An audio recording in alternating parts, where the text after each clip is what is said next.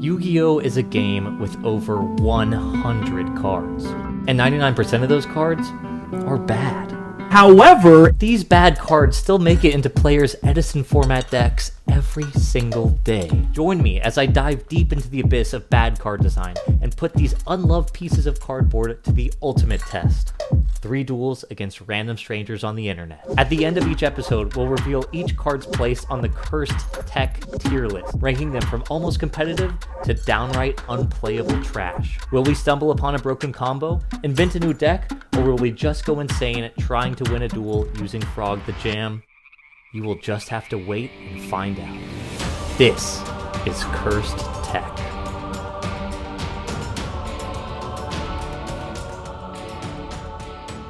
Hello and welcome to Season 3 of Cursed Tech. In this episode, we are going to be looking at a card called the World Tree.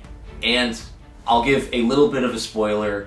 This episode involves an infinite loop. Hello, darkness. And not a bad infinite loop, so definitely stick around and see all the shenanigans we're about to get up to. But let's bring it back to the beginning. The other week, I got a comment by Frank West 5388. Frank West 5388, and he told me to look at the World Tree. It gets counters when a plant monster is destroyed on either side of the field, and then you can remove those counters to get various effects. If you remove 1 counter, you can give a plant 400 attack. If you remove 2 counters, you can destroy any card on the field. And if you remove 3 counters, you can revive any plant from the graveyard. I think this card could be a really cool tech in just all plant decks, especially Amaryllis plant decks, because if the game goes on long enough, you can get an absurd amount of value out of this one card. If you're a competitive player, definitely something to look into. But I am not a competitive player, so I set out on breaking the World Tree, because if you did not notice, the card has no once per turn. There's no restriction. So if we have a way to generate counters, we can abuse those counters indefinitely. And so my quest to create the loop began. I was looking at every single plant card ever printed. I looked at almost every single continuous spell. Anyway, I'm trying to find the loop, and lo and behold, someone posts on the Amaryllis EDISON format Discord channel, and they found the loop. While I was searching for the loop, the exact loop popped up right there on my screen. So all credit goes to Matt Zilla. This is his loop. I am stealing it, but with his permission. Here is how the loop works, and bear with me because I find it very confusing. And before you say anything in the comments, I have confirmed that this loop works. I have downloaded YGO Pro Omega, tried it out, and yes, this works. There are no problems with it. Here's what you need. You need King Tiger Wangu, the World Tree, Black Garden, and Dandelion. You then normal summon the Dandelion, and you go Chainlink 1, King Tiger Wangu, Chainlink 2, Black Garden. The Black Garden will create a token, the King Tiger Wangu will pop the Dandelion, and the World Tree will get 1 counter. Then the King Tiger Wangu will pop the token that you just made, which will give the World Tree 2 counters. Then Dandelion will activate in the graveyard, creating 2 fluff tokens on your side of the field. The King Tiger Wangu will pop the fluff tokens, you get a counter, then it creates a token, and then that gets popped, and then you end up, in the end, with 4 counters on the World Tree. As you can tell, that is 1 more counter than you need to revive the Dandelion from the graveyard. So you remove 3 counters, summon back the Dandelion, and there you are, right back at the beginning, but with 1 extra counter. This means you can do this infinitely, and as a result, you can get infinite counters. You can make your monsters have infinite attack, you can pop infinite number of cards, and you can revive an infinite number of plant monsters. And this is very useful in a game of Yu-Gi-Oh! Because it's a game based on resources. You're not supposed to have infinite of anything. And so, once you get the infinite counters, you can pop your own King Tiger Wangu, summon back a Dandelion, and it will not get popped, and you can give it an infinite number of attack in order to attack your opponent for game. If they have any monsters, it doesn't matter. You can just pop all the monsters with your infinite pops that you have, and you are only really concerned with Battle Fader, and even then, I think there's probably a way to leave a Rose token on their side of the field. But anyway, let's get into the deck list. Take a look at my Infinite Loop deck list. The coolest tech might be the Fragrance Storm. This card is great with Black Garden because you give them a token that you can destroy and then draw a card, and if it is a plant, you draw another card. And this becomes even funnier if you have the World Tree up, because then you're like getting 1/3 of advantage every time that happens. Another thing I need to talk about is the tomato package. This is great with the World Tree. If you have the World Tree up and tomatoes, you can crash all 3 tomatoes in order to get an instant revive. But tomato also connects the King Tiger Wangu side of your deck with the plant side of your deck, because you can end on a Summoner Monk, and then you can use Summoner Monk to discard one of your spells, which will get the King Tiger out of the deck. So, is this deck good? Probably not, but if you're going to try to accomplish the loop, I would suggest going maybe in this direction. I mean, I don't know if this is serious or just for fun, but if you want to have some fun, I recommend this version, and let's get into the duels.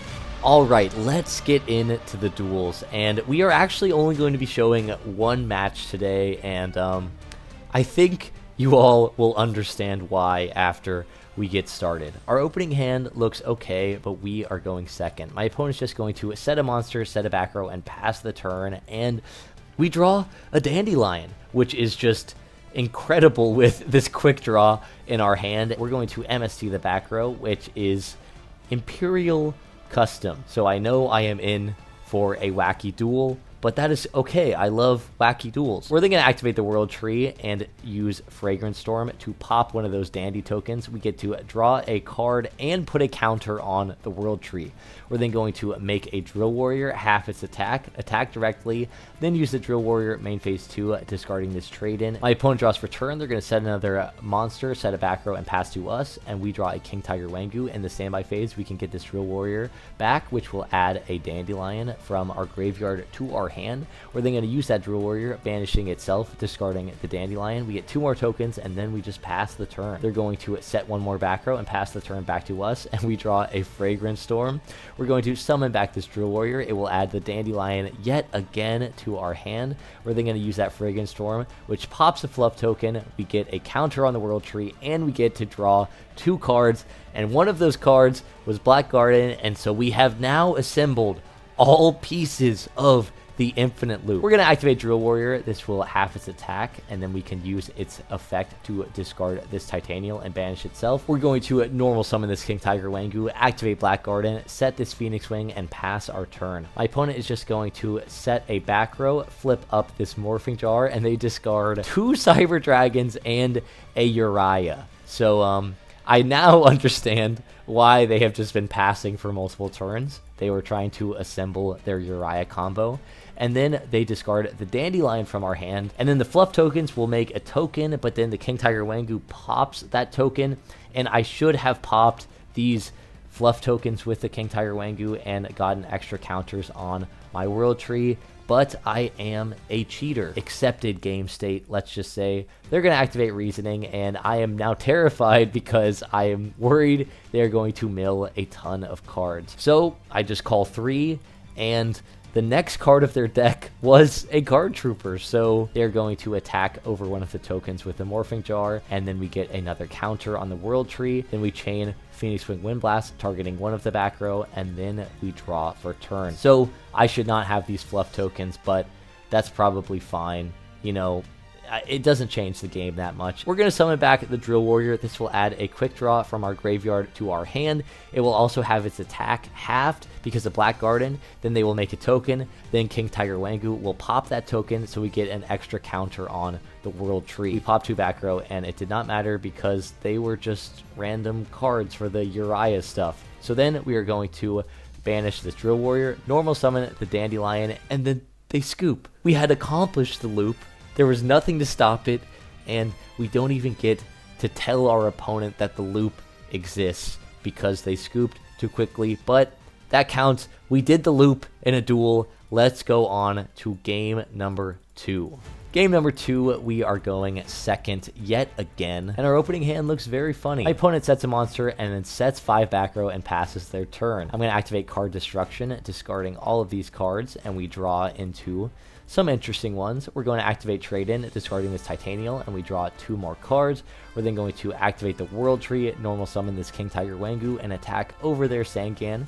They will add a Morphing Jar from their deck to their hand. We're then going to just pass our turn, and in the end phase, we will summon back this Amaryllis. My opponent sets a monster and then passes the turn, and we draw a Lone Fire Blossom. We're going to use that Lone Fire Blossom to summon out a Dandelion. That Dandelion will then be popped by King Tiger Wangu, which will give the World Tree a token, but then the Fluff tokens will also be popped by King Tiger Wangu, which will give the World Tree 2 tokens, which is just so funny. We're then going to go into the battle phase, and we attack the Morphing Jar, and we discard our entire hand, and then we are going to attack directly with this Amaryllis, but they have Nightmare Wheel, which stops the monster from attacking. And then in main phase 2, we are going to activate Black Garden, set a Phoenix Wind Wind Blast, and pass our turn. My opponent draws for turn. They have an absurd amount of cards. Surely they can do something, but they're just going to activate a few of these traps. This will summon out this guy, and we will get a token that will get immediately popped, and their monster will not be popped because they have Imperial Custom, which is so funny. Such an interaction I never thought would ever happen, but, you know, that's Yu-Gi-Oh! Sometimes. So we still get that counter from the token being popped, and then they are going to pass their turn. In the end phase, we're going to discard the Sangan to put one of those back row on top of the deck, and then we draw a Call of the Haunted. And so I think we have done it.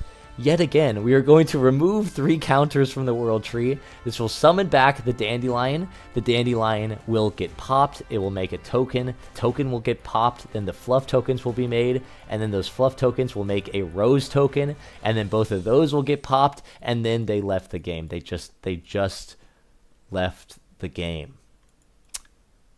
Well, if I had been infinite looped twice in a row, I would also leave the game. Well, the infinite loop 2 games in a row. I mean, to be fair, we were going against Uriah, but still 2 games in a row. It really didn't seem that hard, but it also made me feel sick. If anything, all this episode has really done is just convinced me that Black Garden is secretly the most hated Yu-Gi-Oh! Card ever printed. I mean, I was trying to get the duels for this episode. I would log into a game. It was a match, so it was supposed to be at least 2 games. I would log in, use Black Garden, and then my opponent would leave. I think this happened like 7 times. People hate this card, and honestly, I don't really blame them. I mean, especially in a manual simulator like Dueling Book, where every action you have to do yourself. Black Garden is a nightmare. You're constantly reducing attack, creating tokens, there's all these chain links, it's so confusing, and honestly, I feel kind of bad playing this deck. I almost probably feel more bad about using Black Garden in a stall deck than I do in performing an infinite loop, so that's something. Do you guys think this deck is fun and cheesy? If there was an automated simulator, 100%, this deck would be so funny. But even then, I was doing this on YGO Pro Omega, and it was so annoying to do the loop. I had to do the loop like 45 times. It took like 15 minutes. No one's gonna sit through that. You need like an automated simulator that you can click, do this loop for me, and then it'll do it. But now you're just laughing at a concept, and it is a funny concept, I will give it that. So in the end, I guess, fun and cheesy, small possibility. You know, now that I think about it, there are so many funny things in this deck. The fact that King Tiger Wangu and Black Garden and the World Tree in itself creates this advantage engine where anytime anyone summons anything, you create a token that gets popped, which gives your World Tree a counter. It's just such a funny, like, advantage thing that, I mean, why would you put it in a plant deck, but then it works in a plant deck, kinda? So we gotta put it in fun and cheesy because, I mean, it's an infinite loop that's probably more consistent than the previous infinite loop that I showed off on the channel. Hello, darkness. And so, halt! You thought the episode was over. But I want you to think back to the beginning of this episode when I told you about my journey to discover an infinite loop. I told you that I set out on that journey, but did you know that I succeeded in my mission and I too created an infinite loop that is not this infinite loop? That being said, it's a million times worse and would be impossible to accomplish in an actual game, but I don't care. I accomplished my goal and I'm going to tell you about that infinite loop right now. And it begins with one of the most powerful Yu-Gi-Oh cards ever printed, Me Star Boy. Me Star Boy on the field, King Tiger Wangu on the field, the World Tree on the field. You normal summon Seed of Flame, which has an effect when it's destroyed by card effect, and the Me Star Boy will lower the Seed of Flame's attack to be below the threshold of King Tiger Wangu. So the Seed of Flame gets popped, you get a counter on the World Tree. And you just so happen to have Dandelion in your graveyard. The Seed of Flame will bring back the Dandelion and give your opponent a token. They both get destroyed by King Tiger Wangu, unfortunately at the exact same time, so you get one more counter on the World Tree. Then the Dandelion will create the fluff tokens, King Tiger Wangu will pop those fluff tokens, and you will get the third counter on the World Tree.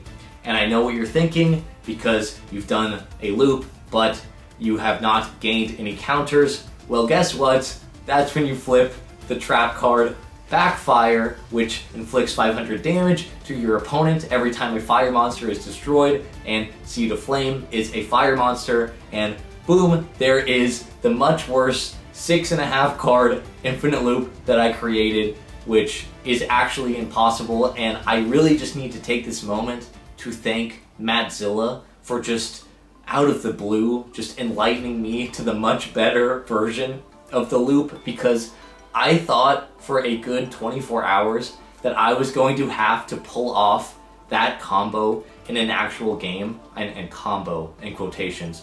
And I am just so thankful that I did not need to play a deck that summoned Me Star Boy. So yeah, Season 3 of Curse Tech has begun. First episode is an infinite loop. What will come in the future? I don't know. I'll try to do some more skits and sketches and other weird stuff, but thank you guys so much for watching, and I will see you in the next one.